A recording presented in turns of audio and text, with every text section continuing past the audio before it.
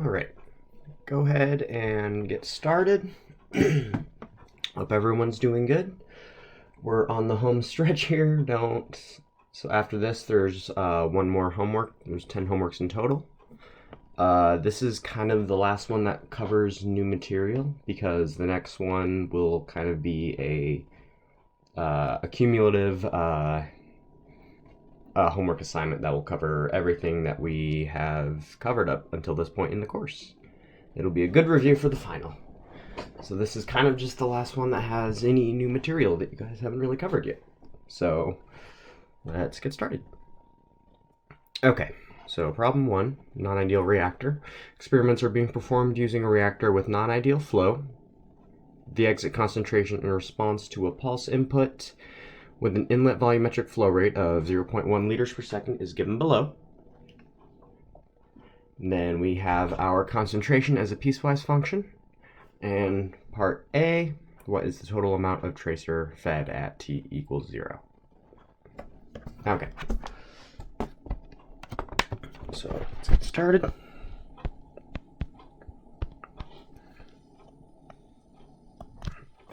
So what is the total amount of tracer fed at t equals 0? We want to find the total moles of whatever we're feeding into our reactor. So, if you'll remember that in order to find the total concentration over all of time, total is equal to just the integral from 0 to time t of c of t dt.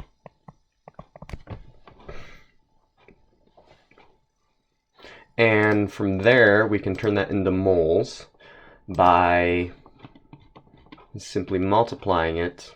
I guess that we can pull out the inlet volumetric flow rate. We'll assume that that is constant. So we have n total is equal to v times the integral from 0 to infinity of c of t dt. All right. So from there, we just plug in c of t at all our time t.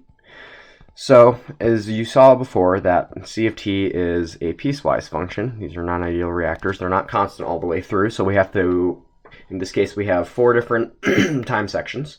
So we'll have to have 4 different integrals to account for each one of these time sections that c is different.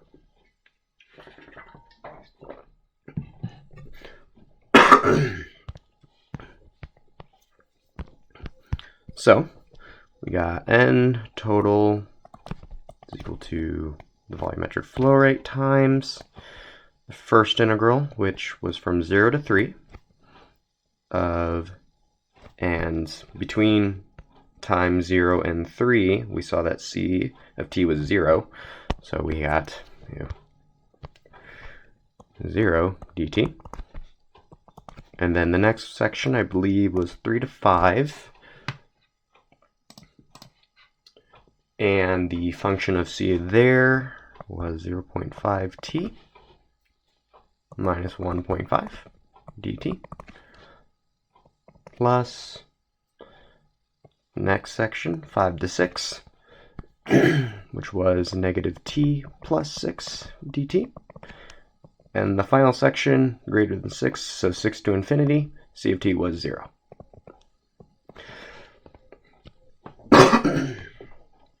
So we can see that the first and last integrals both go to 0. And we have 2 integrals left that we need to solve. These are both fairly easy integrals. It's going to be of the form. So let me make sure I do it right.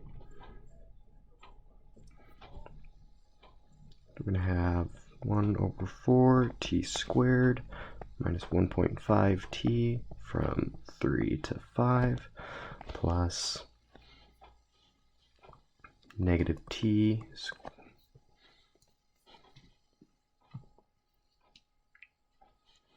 squared plus 16. It should be over 2 from 6 to 5.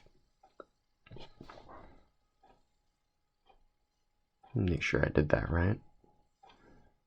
Yeah, that should be right. And from there, simply plug and chug. And that'll give you the total moles fed to the reactor. And oh yeah, don't forget to multiply by your V. And that should give you the total moles fed to this reactor.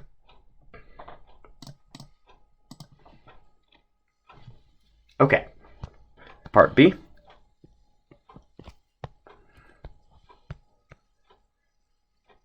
Find an algebraic expression for the residence time distribution function E of t and graph this as a function of time. Any questions? So we'll remember that E of t, that residence time distribution function, is equal to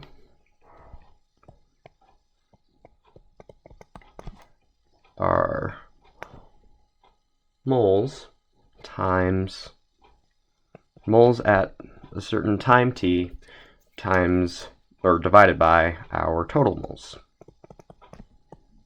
And then once again we assume that V is constant,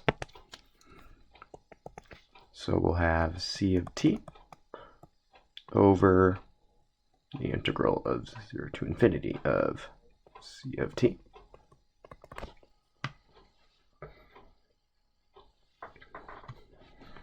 All right, and kind of the same as before, we'll have to go and split it up piecewise according to each section. So we'll have a section for t is less than 3 seconds. We'll have a section for t is between 3 seconds and 5 seconds.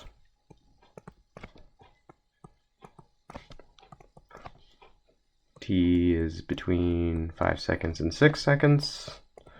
And t is greater than 6 seconds.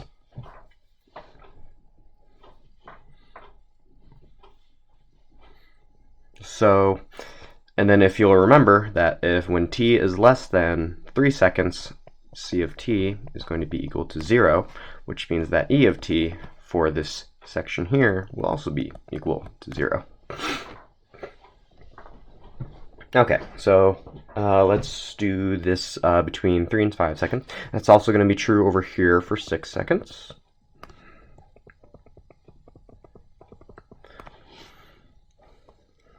So going down here, if you'll remember that for this one, C of t was equal to, let me make sure I do this right, 0.5 t plus minus, not plus, minus 1.5.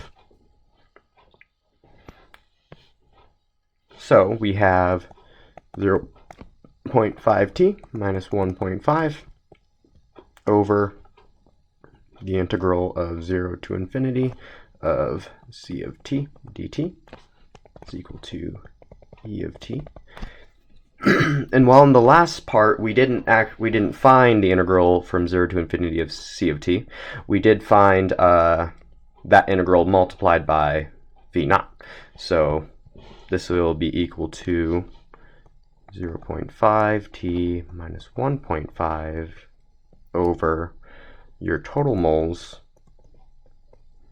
divided by V will be equal to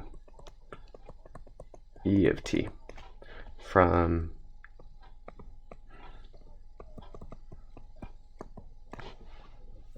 and that is for that second piecewise function. So ultimately your residence time distribution function is also going to be a piecewise function. So it's going to be equal to, and I'll fill in some of the blanks for you. So as I said before, that E of t is going to be equal to 0 for t is less than, no, I didn't write that right. T is less than 3 seconds. I didn't even write that up right up here. There we go. And then we're going to have some function for t is between 3 and 5. We're going to have some function between 5 and 6, and then we're going to have some function for t is greater than 6, and as I said before, we know that c of t is 0 for t greater than 6, which is going to make e of t 0. So you got to find those other two, those two intermediate ones there. And then once you get those functions, you'll have to graph it. And the graph, I'm not going to actually graph it, but the graph will look something like, it'll be 0 for a certain part, and then it'll be non-zero for another part. It'll look something like, just like this. Kind of like that. And for this problem, actually graph it. Don't just do what I did and draw it. I'm just trying to show you guys a general idea of what the graph will look like. All right. So for part C, plot f of t of this reactor to a step change in inlet flow concentration from 0 to 1 mole at t is equal to 0. Okay, part C. So we are trying to find now f of t, where f of t is the cumulative distribution function, which is just kind of like it's a fraction of the material that has been in a reactor for a time t or less. So basically, at a certain time t, how much of our tracer have we put in? And because it's a fraction at time is equal to infinity, we should be at 1, which means f of t should never be greater than 1. And we can find f of t as a function of the integral of e of t.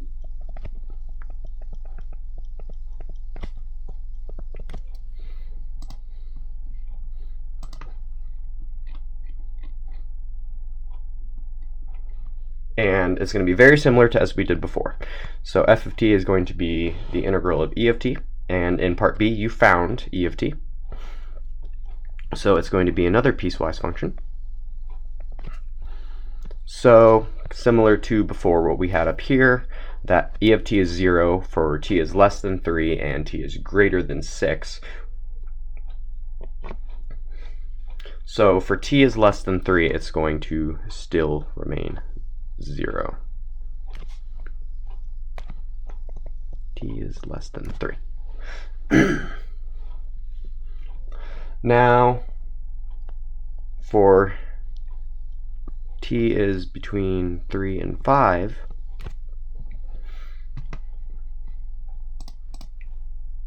let's just say for the fun of it that t is going to look e of t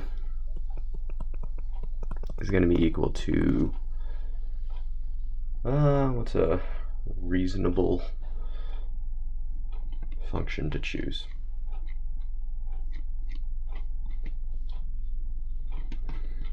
So I don't absolutely give it away. I should say it equals to 1/3 t. Not necessarily the answer, but just to give you an example. So f of t is going to be equal to the integral between 3 and 5 of 1/3 t dt, which is going to give us something of the form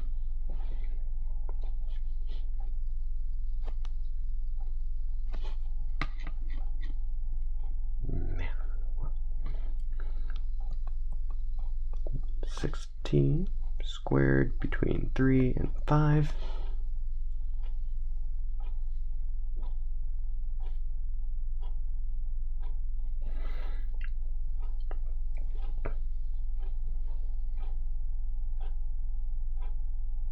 oh sorry, it's not between 3 and 5, it's from 3 to t.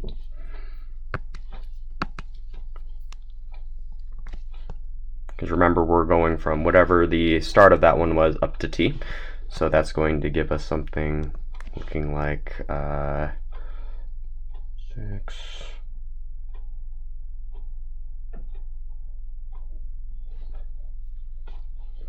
It's going to be equal to 3/2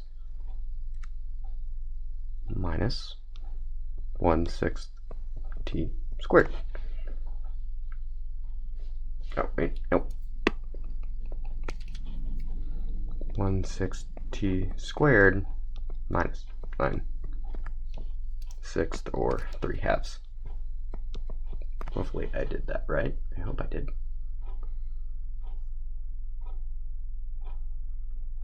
Just check to make sure.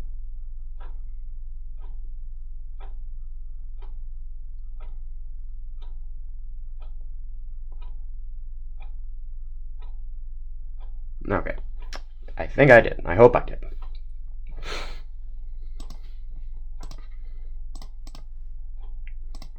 And then, going from there to get the next section,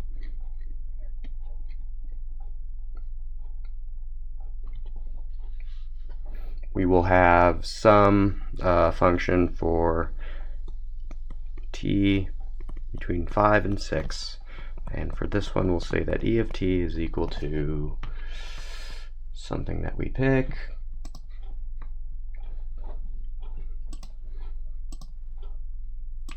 Let me just check, make sure I don't pick something that's super obvious.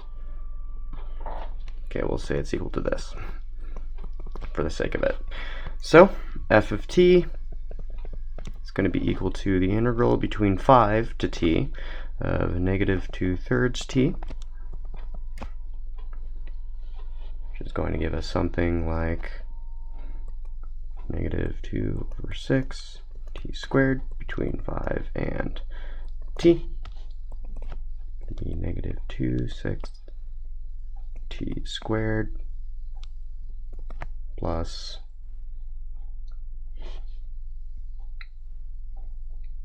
(50/6). I don't feel like doing that math.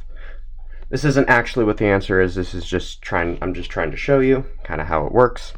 And the thing with f of t is it's the cumulative distribution function, which means as you go along, you've got to consider everything that came before it. So I guess a better way to actually write this f of t thing would not instead just to write 0, but would be to write it as the integral of 0 to t of e of t dt for t is less than 3. And then again, it's a cumulative distribution function, which means you need to consider everything that came before it. So when we move on to the next kind of piecewise thing, we need to consider the next section. So we'll have to consider this, and this will be from 3 to 5.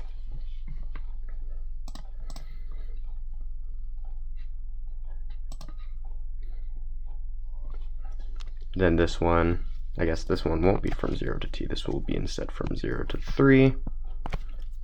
Write it this way, probably be better. Easier to understand. And then for the next section, same thing. We have to consider everything that came before it.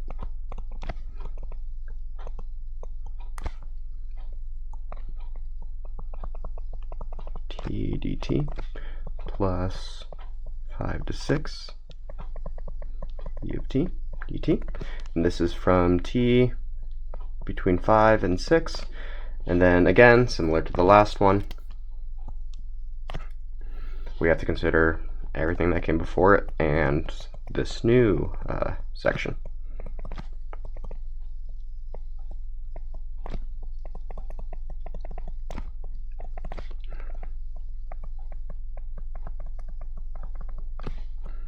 T plus 6 to infinity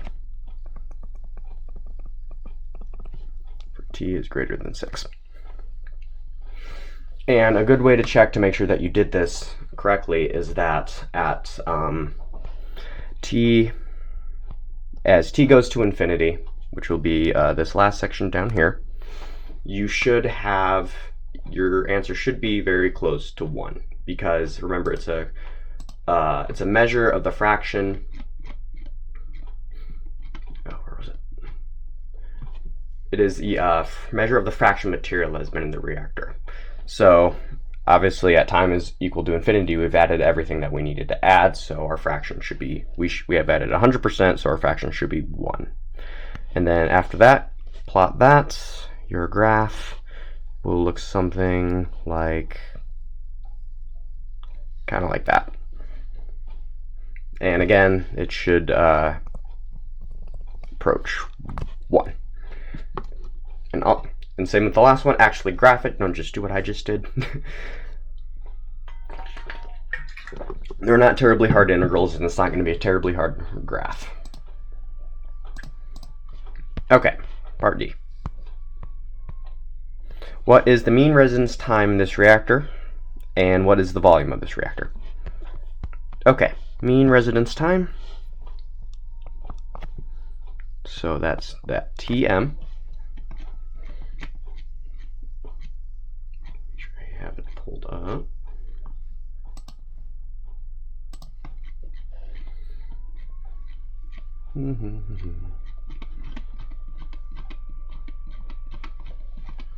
Okay, so the mean residence time, remember back, we can define as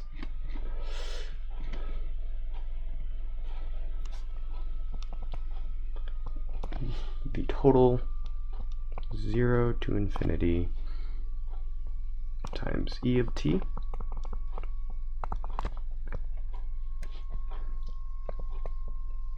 infinity of t dt. And this denominator here is essentially equal to f of t for all of t.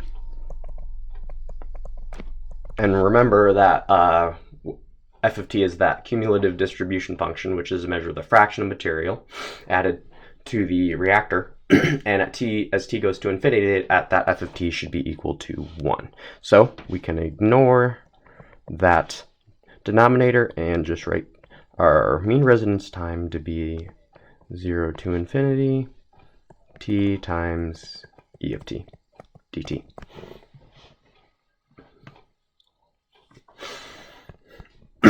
And so we're going to once again be using whatever answer we got in part B.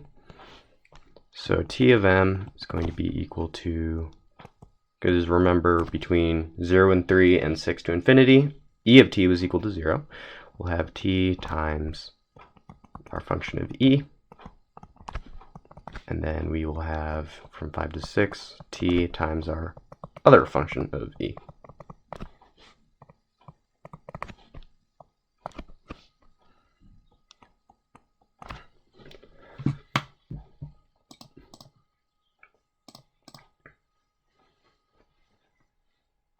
And those, once again, just complete those integrals. Just kind of using the dummy equations I came up with before, you'll have something similar to this.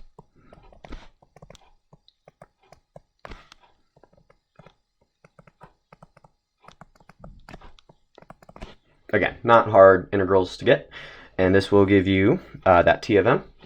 And then the second part of that problem asked for what is the volume of this reactor. The volume of this reactor is going to, remember, V over V naught is equal to tau, our residence time. So we can rewrite this to say that our volume is equal to our volumetric flow rate that we're given times our mean residence time. And that's it for part D. Part E. Using the segregation model of mixing, what is the mean conversion for the second order reaction A goes to B with K and Ca naught? How does this compare to the conversions achieved in a CSTR and a PFR operating at the same residence time? Okay, so the mean, let's first do the mean residence time, which is this dx bar dt.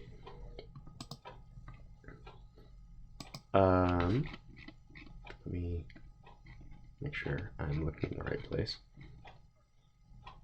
There we go. Which you'll recall from the slides we defined as x of t times E of t. And we can rewrite this to be equal to x bar times the integral from 0 to infinity x of t times E of t dt. And we already have E of t. So that is from part B. We don't have x of t though, so we need to find an expression for x of t. And if you'll remember that the segregation model of mixing is kind of considering it as a bunch of small little batch reactors. They're not all going to have the same conversion, but that's why we're trying to find an average conversion. So we need to find this x of t for a batch reactor. So in order to do that, we will start with the mole balance. And for a batch reactor, there is no flow in or out terms for those. So our mole balance on that one, dNA dt, is just our accumulation and our generation terms, RAV. Pulling stuff out, making the proper substitutions, we can get dxa dt, and I'll write this though. Ra is equal to kCa squared, because it said it was second order in A. And yeah, second order in A.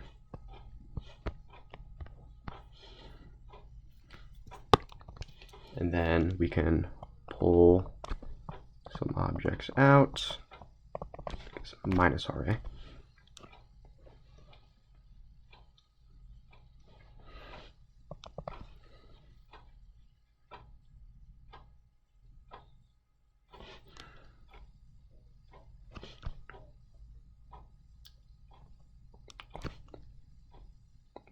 kCa naught squared times 1 minus xa squared times v. Cancel out the v's, cancel out 1 ca naught. We'll have dxa dt is equal to k ca naught times 1 minus xa squared. And then separate the variables. So we'll have separate the variables and integrate.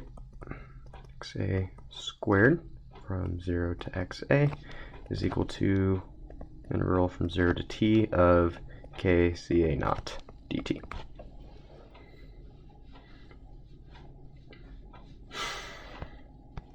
And then again, this isn't a very difficult integral to do. I'm hoping if you guys made it this far, you can do this one.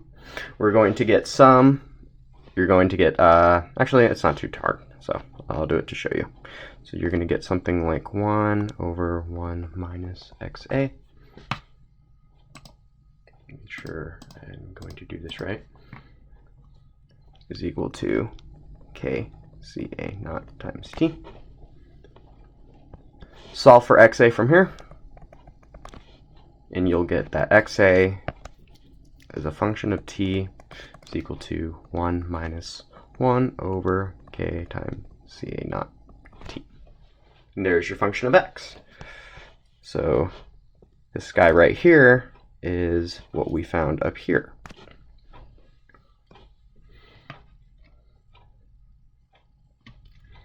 So going back to the x bar, remember that it's a piecewise function for c of t, it was a piecewise function for e of t, so we'll have to do a piecewise function for this x bar. Between 0 and 3, and between 6 and infinity, e of t was 0, so x bar is going to be equal to 0 for those time ranges. So I'll just do the first two, or the two that matter most, e of t dt, plus 5 to 6, x of t, e of t dt. And again, now we have our function of x of t. It's going to be the same for each one. We have our functions of e of t, which are different for each one. We know what k is. We know what ca naught is. So then it's just a matter of plug and chug at that point. And from there, you'll be able to get an x bar. And it says we want to compare this x bar to conversions in a CSTR and a PFR operating at the same residence time. So we're going to have some x bar is equal to some number. So for the CSTR, going to be very similar to how we've done it before. Start with the design equation for CSTR. XA over minus RA. And we're operating at the same residence time, and by that it means the same mean residence time. So tau is going to be equal to Tm from part D.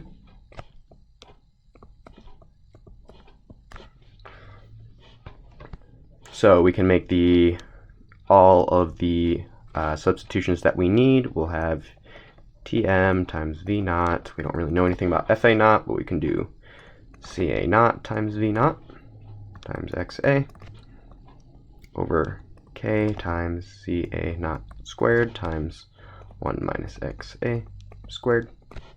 And from there, solve for Xa. And for the PFR, similar way, start with the design equation. 0 to Xa, dxa over minus Ra. Substitute. We'll have V is equal to Tm times V naught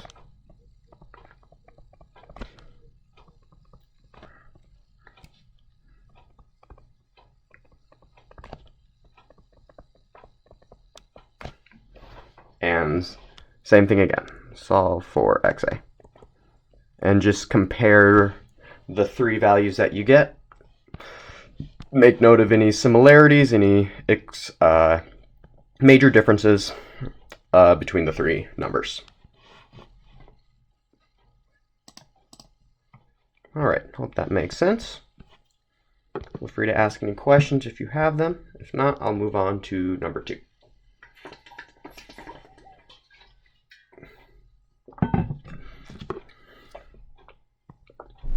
Okay, number 2. Writing E of t from F of t, the response of an isothermal tubular reactor to a step change in concentration at T is equal to 0 is given by the following graph. So we got F of t is equal to some C of t over C naught versus time. So write an expression for E of t and sketch the predicted response of this reactor to a pulse input. Okay. So do that. Number 2, part A. So we're given F of t, and we want E of t for part A. So if you'll remember from the previous problem, no, not E, F. F of t was equal to the integral from 0 to t E of t dt. That was the definition of F of t.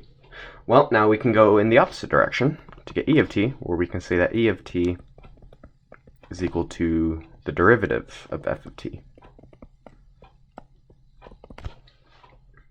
So, if we can consider that, we go back up to the graph, and we see we kind of have 3 major sections that we need to look at.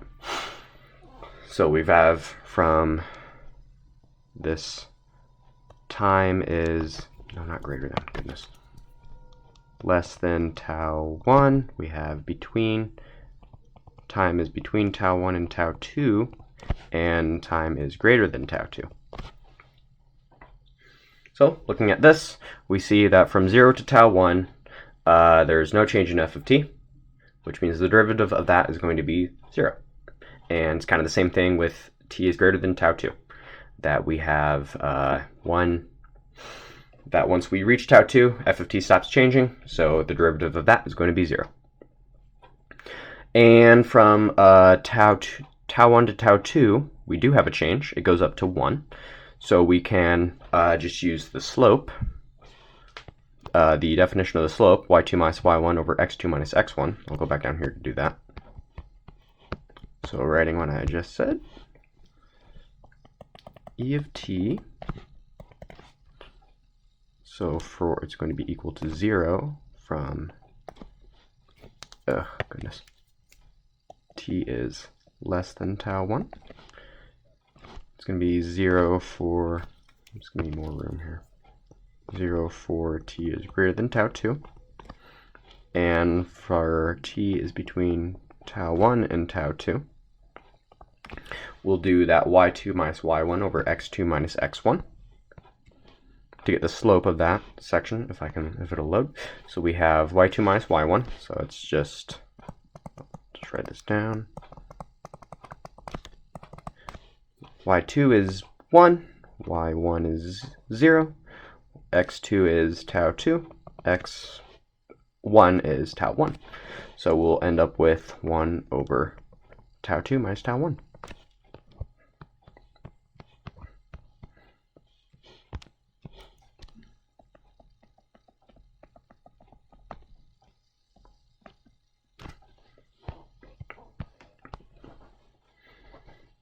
And then from there, you can sketch this graph.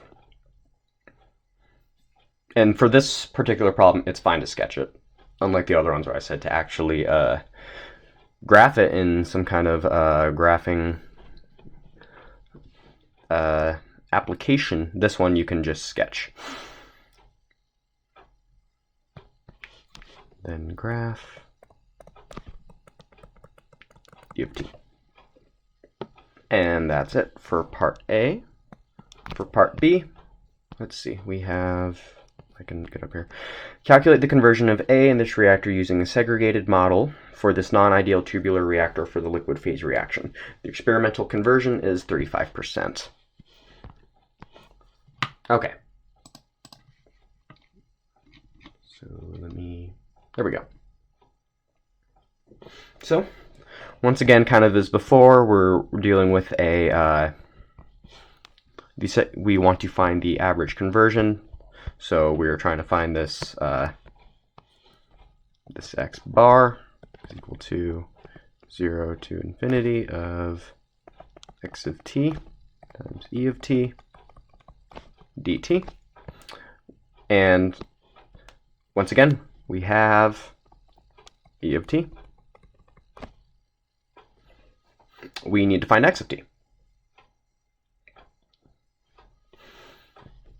So, and same as before, we can start with the mole balance, and since it pretty much is the same as before, we don't have to start with the full mole balance. We can jump to kind of this point right here. So I'm just going to go ahead and do that. So we'll jump to dxa dt is equal to our reaction rate, and our reaction rate is given as kCa times Cb.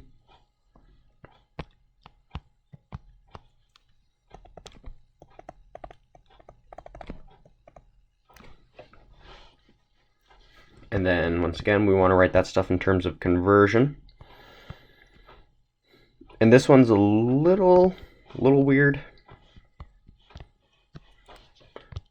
So Ca, kind of how we've always done it, is equal to Ca naught times 1 minus Xa.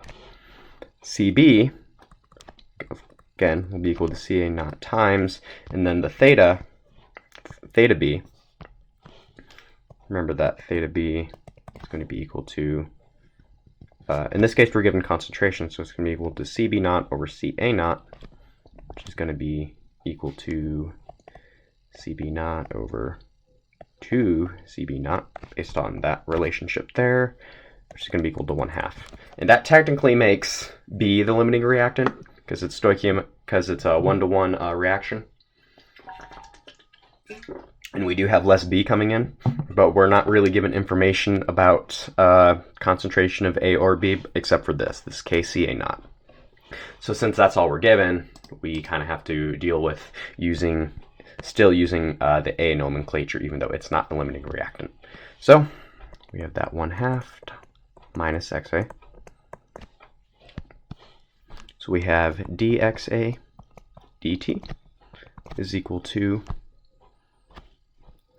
k times Ca naught squared times 1 minus Xa times 1/2 minus Xa.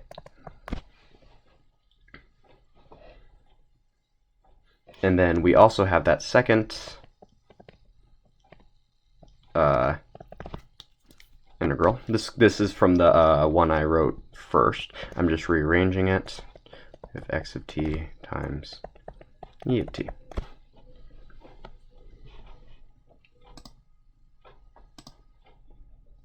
And then since we have two ODEs, you'll want to use ODE int or Python, not necessarily that, but Python or some kind of solver in order to solve this. And then I will quickly set it up to show you how to do it. I'm actually going to show you a little bit less because I feel like you guys have done something like this before. Okay, so set up your ODE. This one's a little bit weird. I went and looked at my old one from last year and realized I did it wrong. So hopefully this will make sense.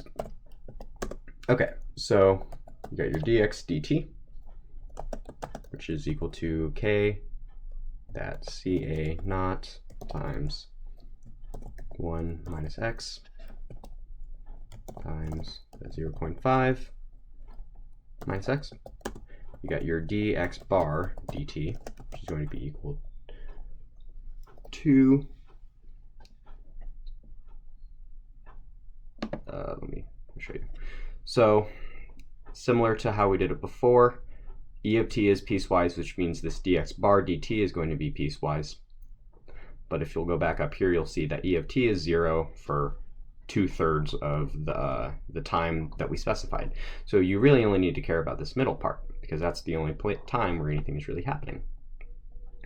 So I will leave that to you guys to write that one in. And then you're going to return both of them.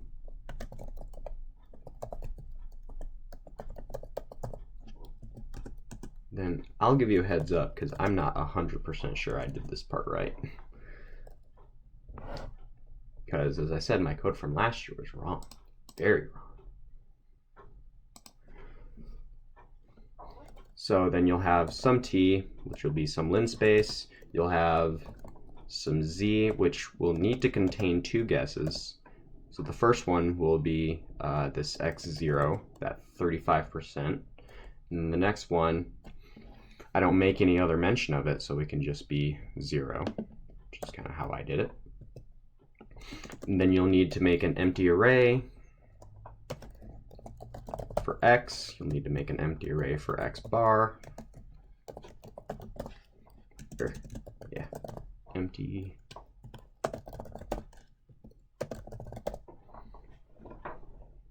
And then from there, you should have enough to solve it. Actually, you don't even need to do that. I didn't even use it. I don't know why I did that. Yeah, and then from this point, you should have enough that you can solve using ODE int or some kind of solver to solve these two functions. And we're trying to find, there we go.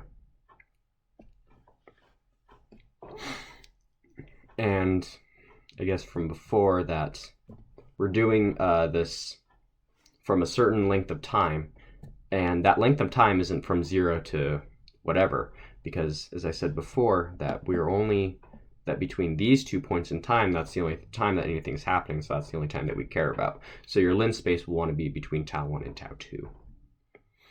And you will want to look at your x bar conversion at the end of all that, and that will be your answer.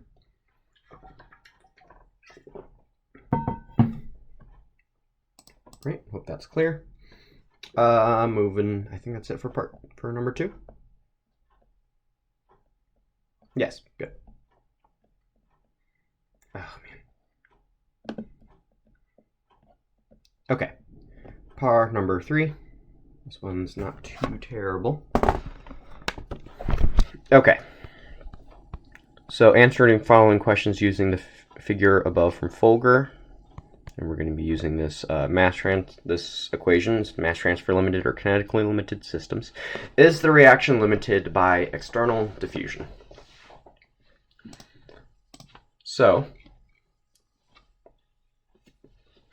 the way I remember it is that if we are mass transfer limited, we would expect that the reaction rate to be linear with temperature. So, and this is graphing the reaction rate versus temperature. So do we have any points where it is that our reaction rate is linear with temperature? And it looks like we do. And for part A, that's literally all we need to say. It's just yes. Because part B says, if your answer from part A was yes, under what conditions, flow rate, or temperature is the reaction rate limited by external diffusion? So, as I mentioned before, we do have a couple areas where it's linear, but only one of those sections is actually externally limited, and it's going to be this bottom one here.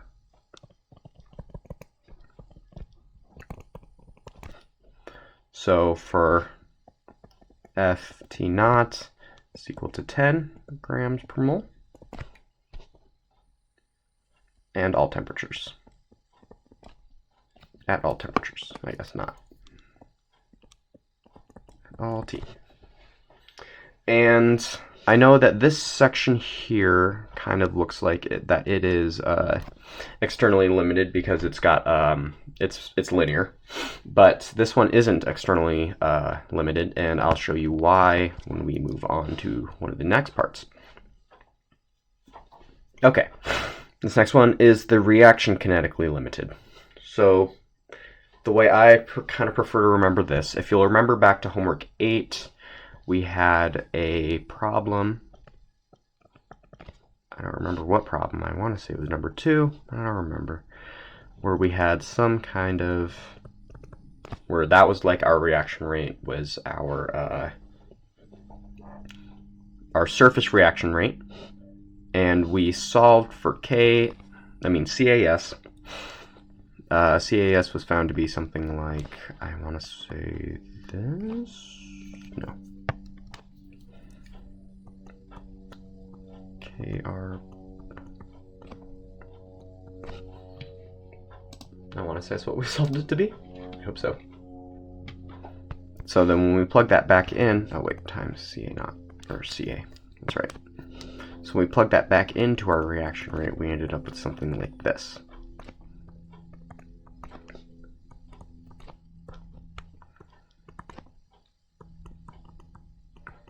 Now, we're not explicitly told this in this problem. We don't necessarily need to know it, but this is a good way to see it. So, is the reaction kinetically limited? When we are kinetically limited, we say that our Kr, K prime R, or Kr, is much greater than Kc. That our reaction, our mass transfer rate constant is much bigger than our reaction rate constant, because the mass transfer is happening, the kinetics is limiting the reactant. It's going slower, so we'll just say that the mass transfer is happening so fast that it doesn't even matter how it's happening so fast compared to our reaction rate constant. So when that assumption is made, if we're looking at the denominator here, we can say that Kc is approximately 0 because Kr is so much bigger than it. So then we just end up with that Ra prime, Kr prime times Kc prime, Ca, over K prime R. And then those cancel that. And that gives us this, that our reaction rate will approximate to something like that. And then also remembering from the slides, the temperature effects of on the reaction rate constant, that I'm running out of room, sorry, move over here, that temperature effects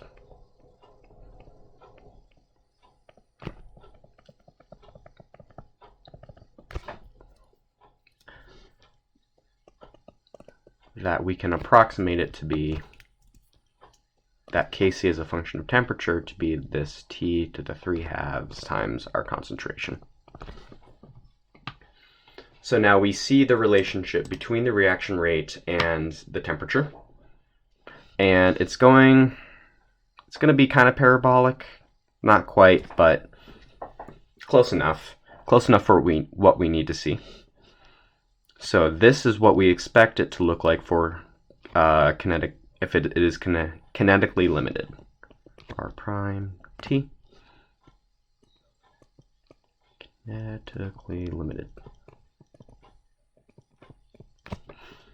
So, knowing that, we go back up to the graph and we look to see kind of where these parabolic shapes are occurring. And, well, I guess not where for part C, but if we have them, and it looks like we do. So, after that one, simply yes. And then, kind of similar, if your answer in part C was yes, under what conditions is the reaction limited by the rate of chemical reaction?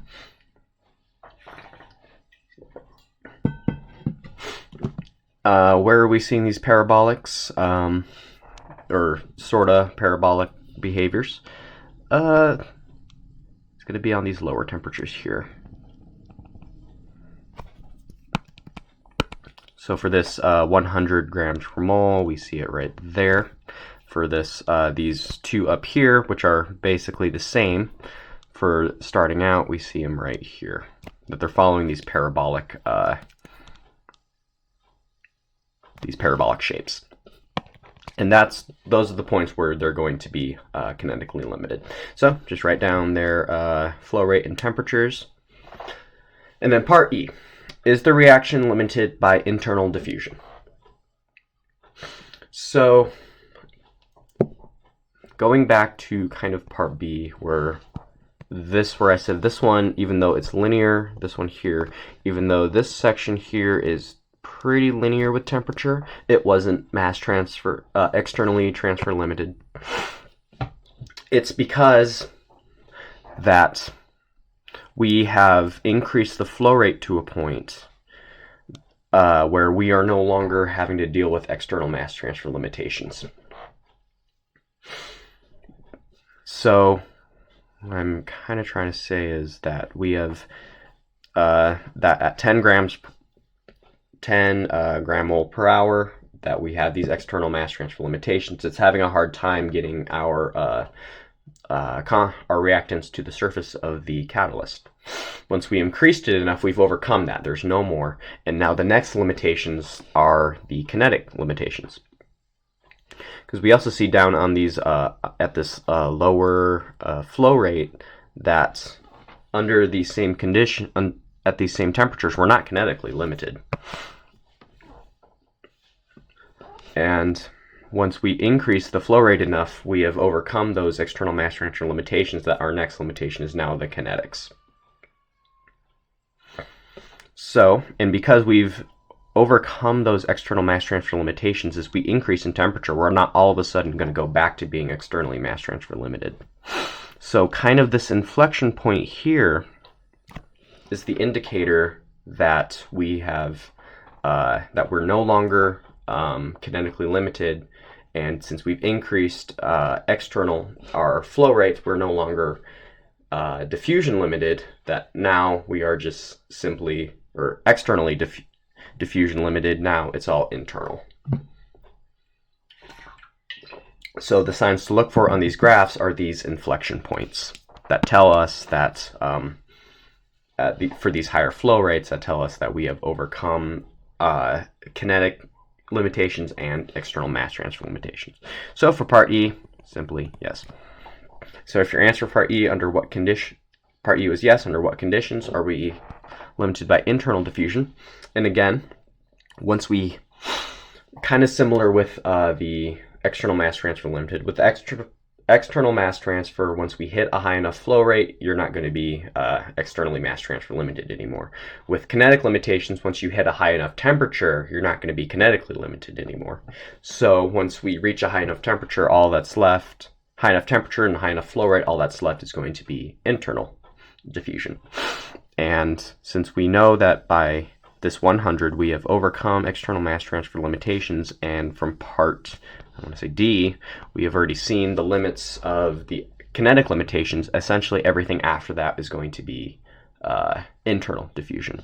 And that's an indicator by the inflection points. And this one is kind of hard to see, but right about there is the inflection point for these these much higher flow rates. And so for part F, just write down the flow rates and temperatures at which, after these inflection points occur. All right, I hope that makes sense. It's a very conceptual problem, but it's also good to learn to knowing how to interpret these graphs. Okay. More mass transfer. Okay. Consider an irreversible first-order heterogeneous reaction inside a porous spherical pellet. So those are important to know. That is coated on the inside with platinum. Let the reactant concentration halfway between the external surface and the center of the pellet be equal to 1/10 of the concentration of the pellet's external surface. At the external surface, we have a concentration. The effective diffusion coefficient, and we have the diameter. Assume the pellet is isothermal. So part A, at a radial distance of 0.0003 centimeters inside from the external pellet surface, what is the concentration of the reactant? Okay. So with this, we are looking at concentration profiles within a pellet. And we'll want to be using, for this one, it'll be helpful to use dimensionless quantities.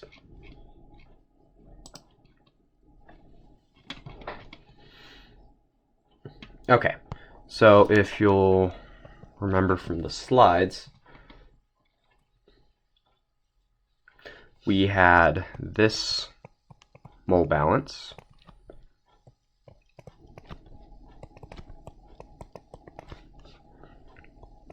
dCA R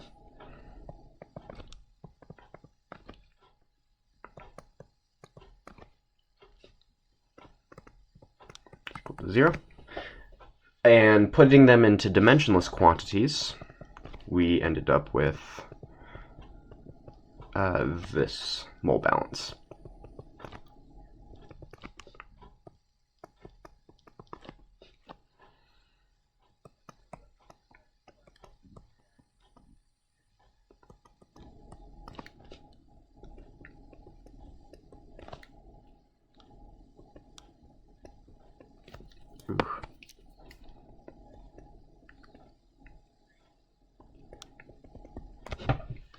And these are in dimensionless quantities where this xi, that I always draw as a very terrible trident, is equal to Ca over Cas, where Cas is our surface concentration, and lambda is equal to little r over capital R. And then, of course, phi is the Thiele modulus, and n is the reaction order. So, in this case, we're dealing with a first-order reaction, so that mole balance is going to simplify down to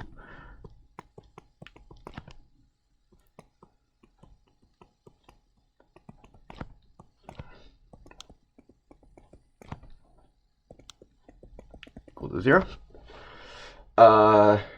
Solving that, which it's solved for in the slides for you, because I don't want to do it that way. You're going to get something that looks like this.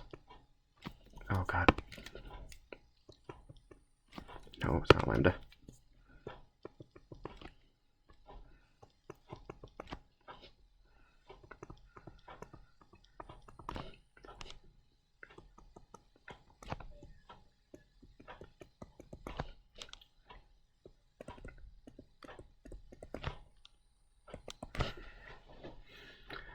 And then rearranging once again to get it into a form that's useful for us, we will end up with this.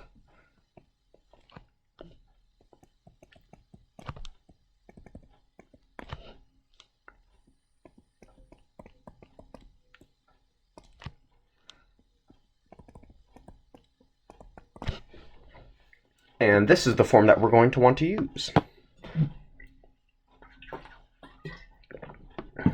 Okay, so what we're trying to find is at a radial distance of that from inside from the external pellet surface, what is the concentration of the reaction, of the reactant? Okay, so if you'll remember that it's equal to Ca over Cas, and lambda is equal to little r over big R. So we're given the diameter of the pellet, so r is obviously going to be equal to whatever that diameter was over 2. And we're trying to find it at a radial distance of I think it was 3 to the negative 4 centimeters in from the external surface. So we're trying to find it at r is equal to capital R minus 3 to the negative 4 centimeters. So that kind of helps dictate what our lambda should be. Minus 3 e negative 4 over d over 2. So that will be d over 2 as well. And we are trying to find Ca. So we can just go plug all that stuff in. We will have that Ca over Cas. Are we given Cas? Yes. Yes, we are. That right there, the external surface.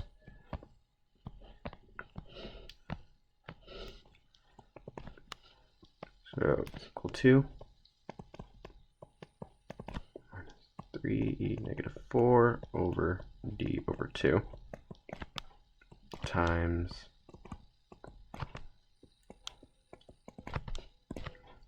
and yeah, I'm just going to write lambda. It's the same thing as what I wrote before though. Over hyperbolic sine of phi of 1. Do we know phi of 1? Not yet. Not yet, we don't. But we can find it because we are kind of given an initial condition, because if you'll remember, they said that at little r is equal to r over 2, Ca was equal to 1/10 the surface concentration. So using the same equation, but with these numbers, we can rewrite that in terms of these known values. 2 r over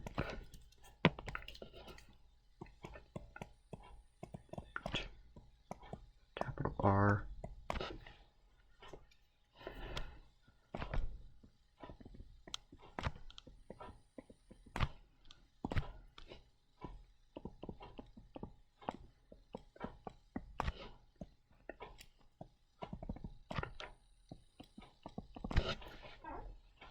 and of course those cancel out, so you're left with something of the form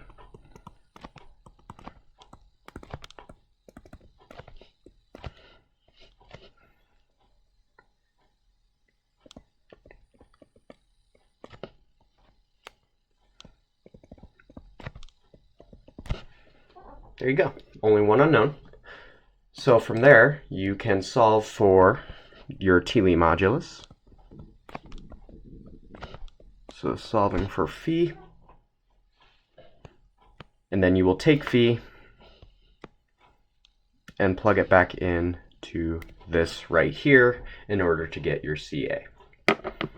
Because once again, you know your Cas, now you know your Thiele modulus, and now you know lambda, so that only leaves you with one unknown left, and that will be your Ca, ultimately what you're looking for.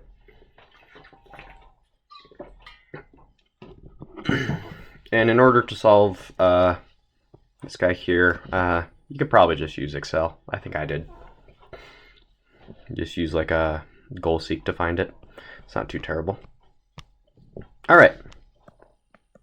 That's it for part A. For part B, what diameter of particle must be used to have an effectiveness factor of 0.8?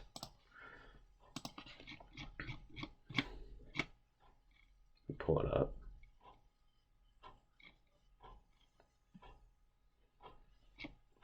Where is it? There it is. Okay.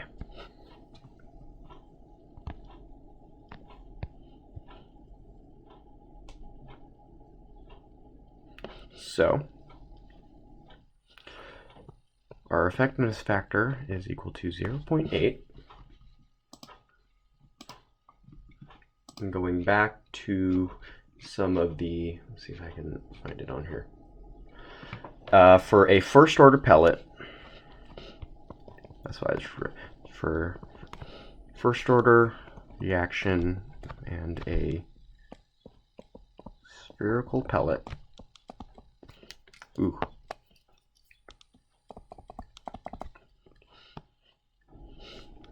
Our effectiveness factor is equal to 3 over our Thiele modulus squared times Thiele modulus times hyperbolic cotangent of the Thiele modulus minus 1. And again, this is true only for a first order reaction and with a spherical pellet. So we know that this whole thing is equal to 0.8. You'll need to solve for the Thiele modulus.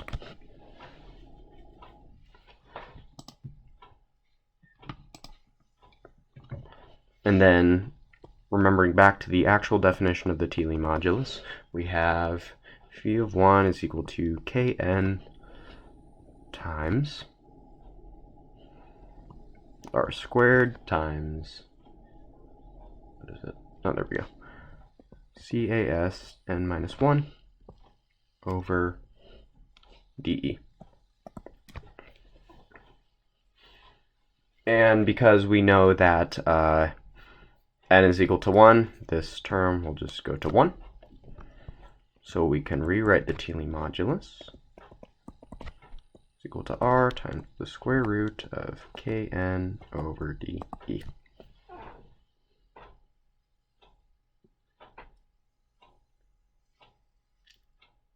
Make sure I did this right. Yeah, that should be right. Because ultimately what we're looking for is the diameter of that pellet. Or obviously we can use R. So we want, oh my god. Want R such that is equal to what we solved for.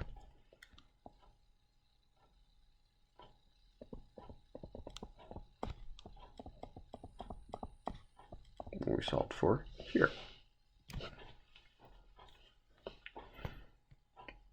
Okay. So what do we know about this? Do we have enough here to be able to solve for that?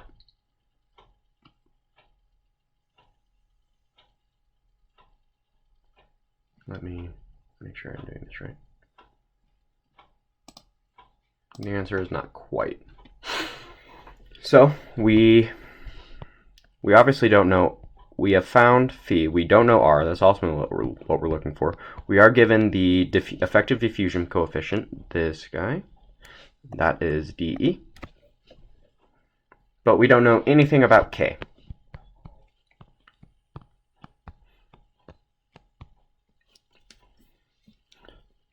But we will assume that k is constant, and we can use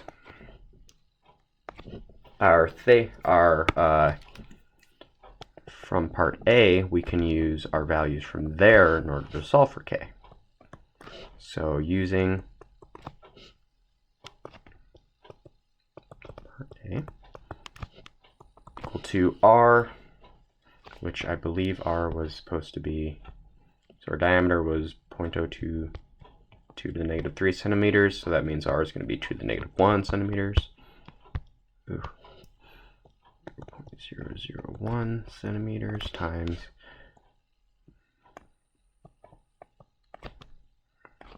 over dE. And so to avoid confusion, I will put primes here to denote that that's what we want. So we want r prime such that phi prime is equal to what we solved for. Yep. So from part A, we know everything but Kn. So we'll solve for Kn. Then we can take this Kn and use it to solve for our R prime. R prime will be equal to our dv prime over the square root of Kn over dE, where that Kn will go in there. dE stays the same. Phi we already solved for using the definition of the effectiveness factor. And then from there, it's just plug and chug.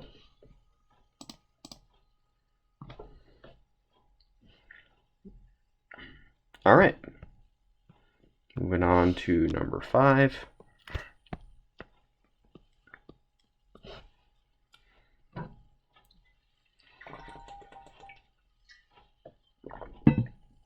So we have a second order ideal gas decomposition reaction. It goes to B, is carried out isothermally, isobarically in a tubular reactor packed with catalyst pellets 0.4 centimeters in diameter. These large pellets are used to make pressure drop negligible, but as a consequence, the reaction makes internal mass transfer limited.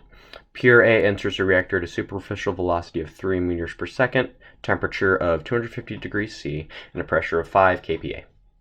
The reaction rate constant, K double prime, is equal to that. Assume that the forced axial convection term in the mole balance is much larger than the actual convection, much larger than axial diffusion.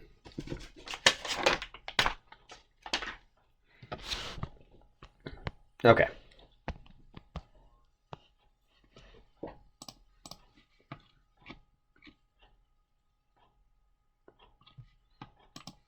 So a good place to start with this one. And for some reason, I couldn't find it in the slides. I don't know if you guys haven't covered it yet, or I just couldn't find it. But one form of the mass balance was this form here.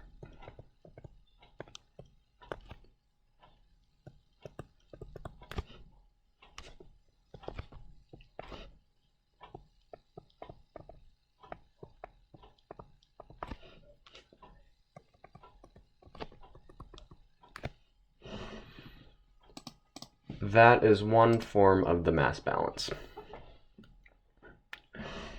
And this CAB is bulk concentration.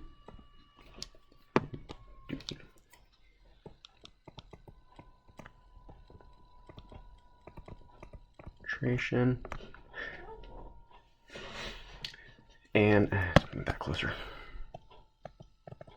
That DAB is a diffusion term. And because of the assumption that the forced axial convection term in the mole balance is much larger than the axial diffusion, this here is the axial diffusion.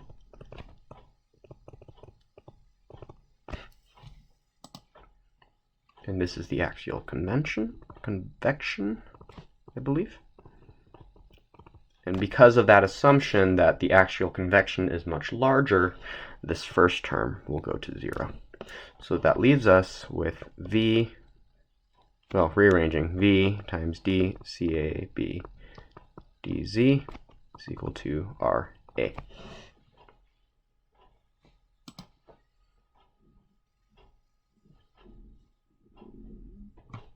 Okay. And this V here, this is the superficial velocity. That is not a volumetric flow.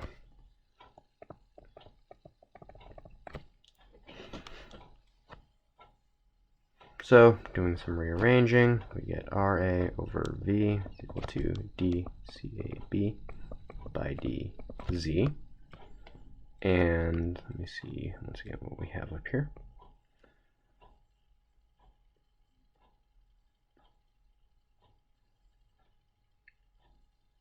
Okay, so we're calculating the length of the bed necessary to achieve 80% conversion with 0.4 diameter pellets.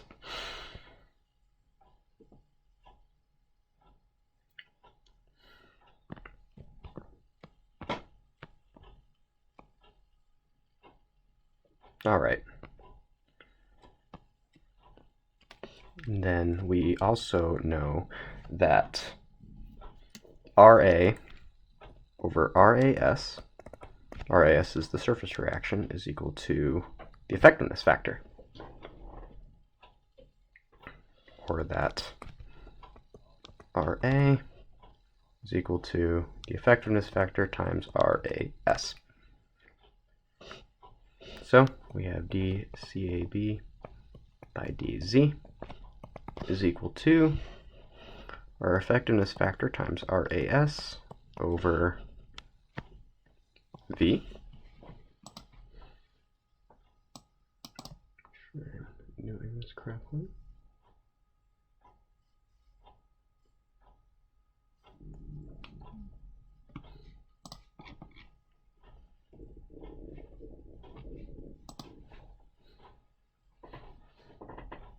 Okay. So we don't, our RAS, we can write that one out at least. We're not really given too much information, but we can say that RAS prime, double prime, because we're given a K double prime, is equal to K CAS. Just see. And because we've made the assumption that CAS is we are internally mass transfer limited.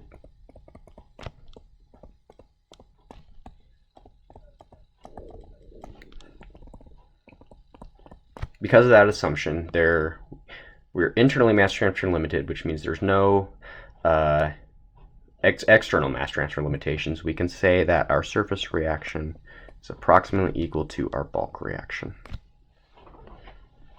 So we can find our bulk reaction and in turn find our surface reaction. Oh, it's a second order. Sorry, it was a second order system. Make sure I get that right. But we have RAS over here, so in order to get from RAS to our double prime AS, we have to multiply by our what is it? Pellet density and the internal surface area.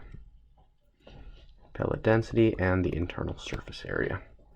So our RAS is going to be equal to our K double prime times rho A times SA times CAS squared.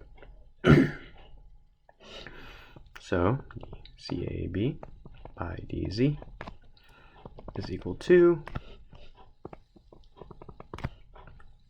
rho A times SA times CAS squared over V. Or technically negative.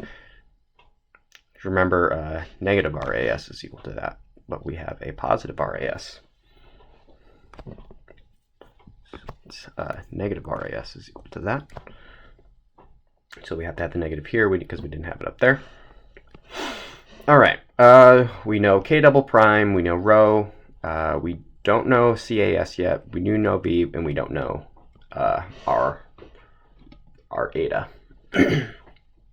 or effectiveness factor.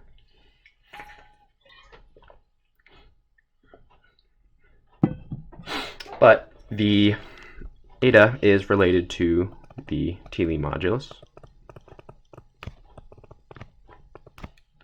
And if we'll remember that the Thiele modulus for a second order reaction is equal to Kn times R squared times CAS over dE. There we go. So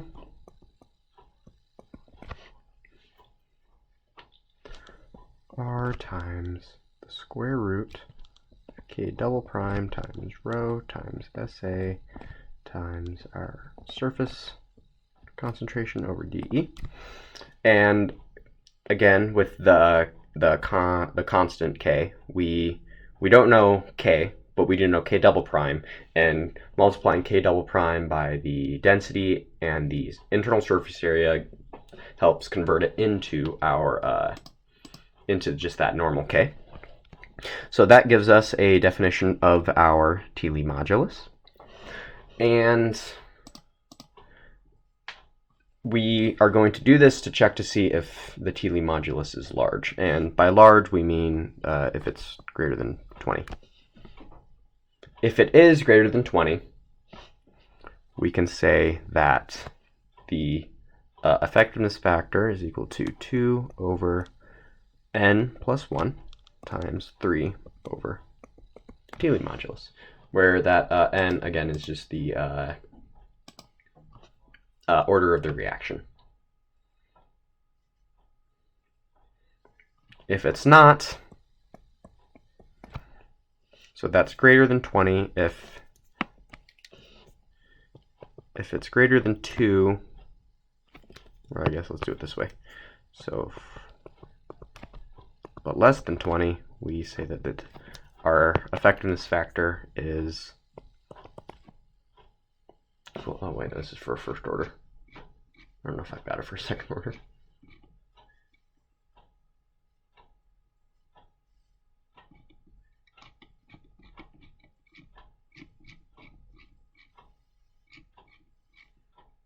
I think there's a much longer and more complicated version of this.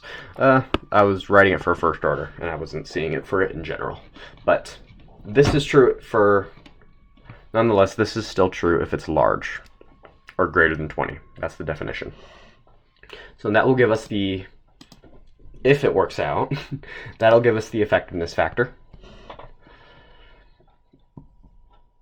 And that gives us almost everything we need back up in our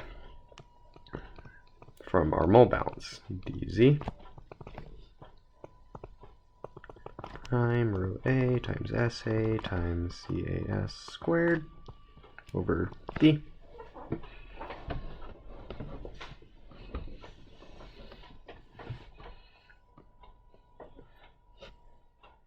Or negative, sorry, forgot. So we already got an expression for eta. We know k double prime, we know rho a, we know SA, we know VA, we don't know CAS yet. So remembering back, we said that because it is internally mass transfer limited, CAS was approximately equal to the bulk concentration. And so both of these can just be written as some initial conversion, or let's just leave it at that. No, we should. Some initial conversion times 1 minus XA. I'm going to leave it as CAS in there and not do it in terms of conversion, and I'll show you why when we have to actually go and solve for it. So, solving for CA naught, our initial conversion, if you'll remember, again, it was a gas, it was an ideal gas reaction. It was isothermal and isobaric, which means that the volume is going to stay constant as well. So remembering back there and using the ideal gas, we can say that the concentration is equal to P over RT. So are we given a pressure and a temperature? Puree enters at a superficial velocity, temperature 250 degrees C, pressure of 5 kPa. So yes, we do have enough information to find our CA naught. Ultimately, what we're trying to find is the length of the bed needed to get a conversion of 80%.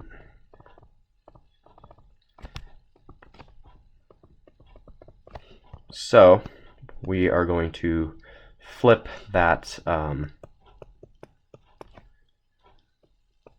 God, what is the term? Differential, there we go. Negative V over, oh my,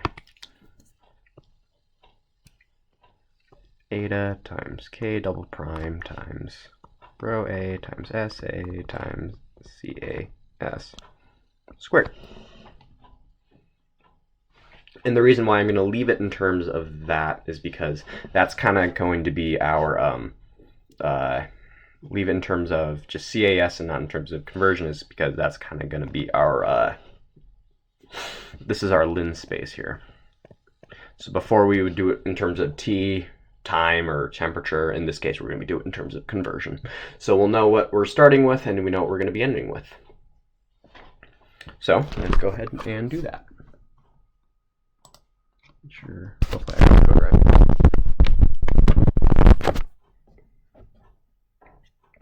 There it is. Okay, so down here, I'm just gonna run that. That too. So down here, I got all of the constants in that we need. So we're going to define the function. It's going to take in our length z, and then the Lin space we're going to be solving it over, CA. So our Thiele modulus is the first thing we want. I put in. Remember that the Thiele modulus we defined as this guy right here. It's going to be equal to r times the square root of our k double, that's k double prime, I just didn't bother putting the primes, our internal surface area, our density, times the concentration,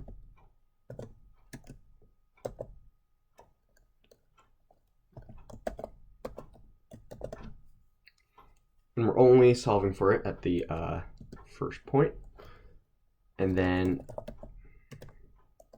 our effectiveness factor is going to be equal to 3 over c times the square root of, I guess it's 2/3, because it's a second order reaction, so n is equal to 2. And we have our dz dc, which is going to be this guy right here. We got negative v over, broken again, over our eta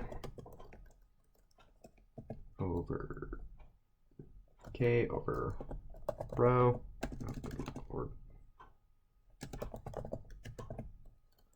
over SA over CA. We're going to return that.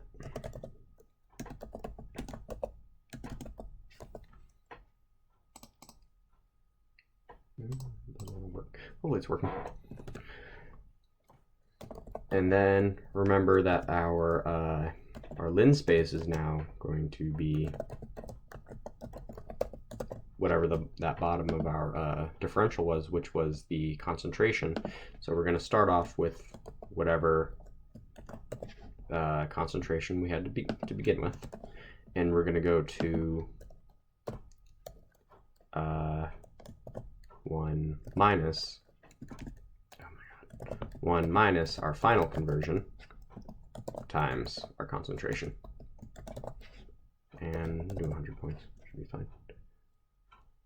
And then, yeah, that should be everything you need in order to solve for that. Hopefully that works. I hope so. For your, when you do use ODE in your initial guess, or not, it's not a guess, it's an initial condition, it'll be 0, because for no conversion, no change in concentration or no conversion, you obviously don't really need a reactor for that, so your length will be 0. Okay, and that just about covers this homework. So, as I said, I'm not 100% sure that this mole balance you guys went over yet. I don't remember seeing it. I looked for a while. Maybe I just missed it. But if this doesn't make sense, it'll probably make more sense in future lectures.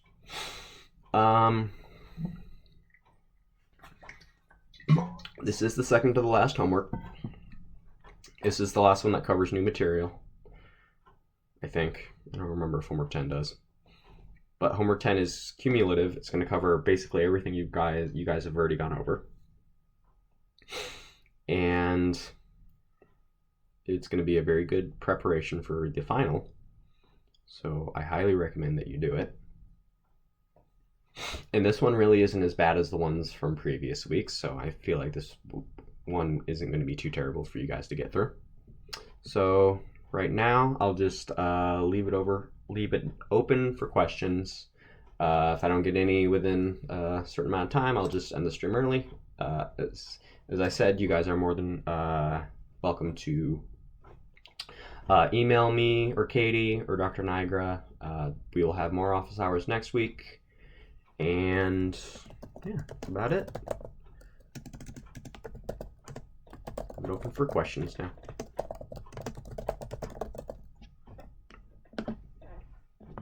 Be here for probably about 5 more minutes if I don't get any questions. If not, then that's where I'll end it.